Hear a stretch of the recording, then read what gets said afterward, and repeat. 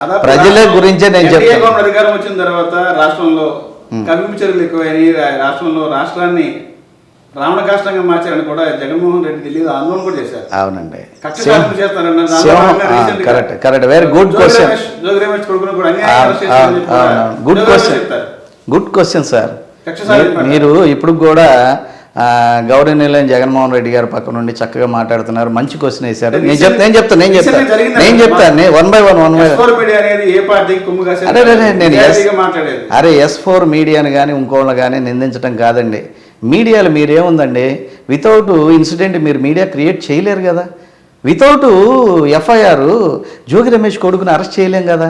మీరేమన్నారు ఆ రోజున, మీ అందరి దయతో మనందరి గవర్నమెంట్ వస్తే అగ్రిగోల్డ్ బాధితులు అన్నీ కూడా నిధులు ఇచ్చేస్తా, వాడి ఇన్ని వేల కోట్లు ఉన్నాయి, 9,000 కోట్లు నా దగ్గర, ఆంధ్రప్రదేశ్లో నేనే సీఎం అవుతా, 20 లక్షల మంది ప్రజలు, మీరు మీ భార్య బిడ్డలు అందరూ కూడా మీ బంధువులు నాకు ఓట్లు వేస్తే నేను అధికారంలోకి వస్తానన్నావు. వచ్చిన తర్వాత ఏం చేసావు చెప్పండి. దానికి ఒక చైర్మన్ వేసావు, ఎవరో గుంటూరు లేళ్లాపరెడ్డిని, ఇక్కడ ఒక చైర్మన్ వేసావు అడపా శేషు అనేవాడిని.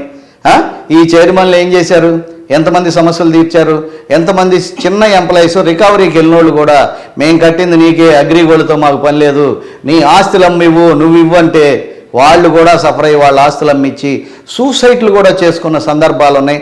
అనేక మంది మహిళలు చచ్చిపోయిన సందర్భం ఉంది. ఎందుకని చేయలేకపోయావు 5 ఏళ్లలో?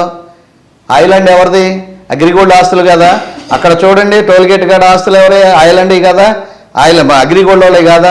విజయవాడ చుట్టుపక్కల చూడండి, ఇక్కడ చూడండి, ఇదే బ్యాంక్ కాలనీ పక్కన వెటనరీ కాలనీలో అటాగా పడమట్లో కూడా ఉన్నాయి. ఎందుకని మీరు ఆస్తులు సీజ్ చేయలే? ఎందుకని వాళ్ళకే మళ్ళీ అవకాశం ఇచ్చారు? ఎందుకని మీరు సీజ్ చేశారు? సర్వే నెంబర్ ఎందుకు మార్చారు? ఏ విధంగా ఉద్యోగస్తుల మీద ఎఫ్ఐఆర్ ఫైల్ చేస్తారు? If the incident is there, కనపడుతుంది క్లియర్గా. ఎవరు రిజిస్ట్రేషన్ చేసింది? So and so MRO, file the case on that person. ఎవరు చేయించుకుంది? వినండి, సబ్జెక్టు ఆబ్జెక్టు వెర్బెలాగో అట్లాగే సబ్జెక్టు వేడిగా ఎవరు చేయించారు? పలానా ఆయన చేయించుకున్నాడు, కట్టండి ఎఫ్ఐఆర్.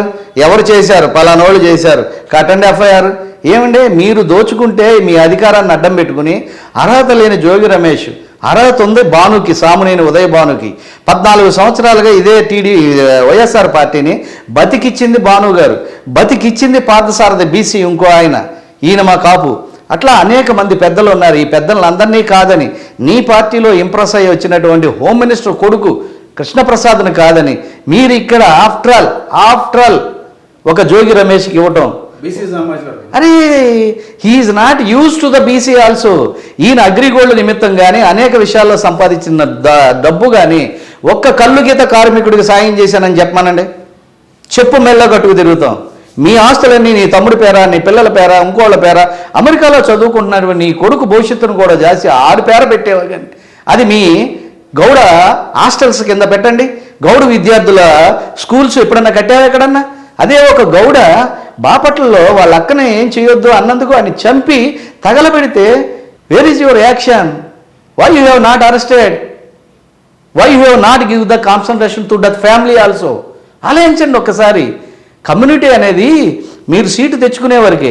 సీటు తెచ్చుకున్న తర్వాత కమ్యూనిటీకి విరుద్ధంగా అందరూ కలిసి ఓట్లేస్తే గెలిచావు. కానీ నీకు కమ్యూనిటీ ఫీలింగ్ ఉండాలిగా. కమ్యూనిటీ ఫీలింగ్ కూడా లేకుండా ఎక్కడ గౌడ అక్కడే ఉన్నాడు. ఇవాళ అదే కళ్ళు తాగేవాళ్ళు తగ్గారు, మందు తాగేవాళ్ళు పెరిగిపోయారు. ఆ గీత కార్మికులు ఏమైపోతారు?